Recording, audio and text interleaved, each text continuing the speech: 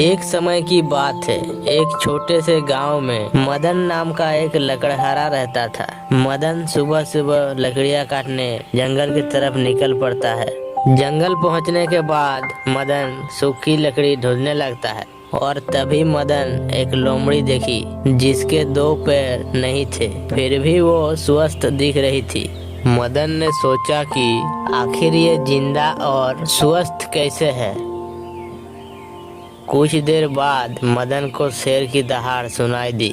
मदन तुरंत एक पेड़ के पीछे छिप जाता है। शेर एक शिकार पकड़कर वहां आया और शिकार में से थोड़ा सा हिस्सा लोमड़ी के लिए छोड़ दिया और वहां से चला गया।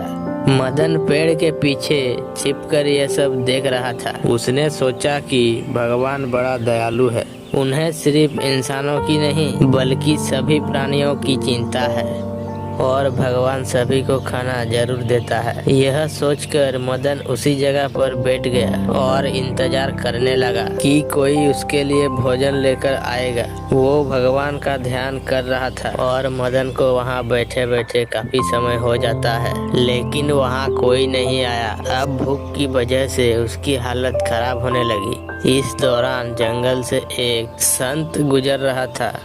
उन्होंने मदन को भूख से तड़पते हुए देखा। संत ने अपने झोले में से कुछ भोजन निकालकर मदन को खिलाया और पूरी बात पूछी। मदन लोमड़ी और शेर वाला पूरा बात सुना दिया। उसने संत को कहा कि भगवान एक लोमड़ी पर दया दिखा रहा है, लेकिन मेरे लिए इतना निर्दय क्यों हो गया।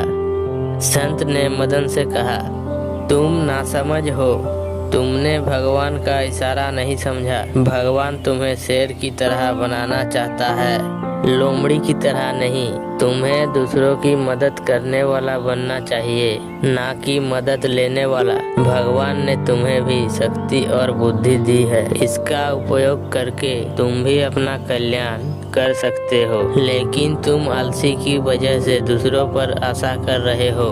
भगवान ने सभी को शक्ति और बुद्धि दी है। अपनी शक्ति और बुद्धि का उपयोग करके इंसान बहुत कुछ कर सकता है, लेकिन अधिकतर लोग सरल रास्ता खोजते हैं और दूसरों पर आशा करते हैं। हमें दूसरों से मदद लेने की नहीं सोचना चाहिए। चुनाव हमें ही करना है कि हम शेर की तरह दूसरों की मदद करने वाला बनना चाहते हैं या लोमड़ी की तरह दूसरों की मदद लेने वाला।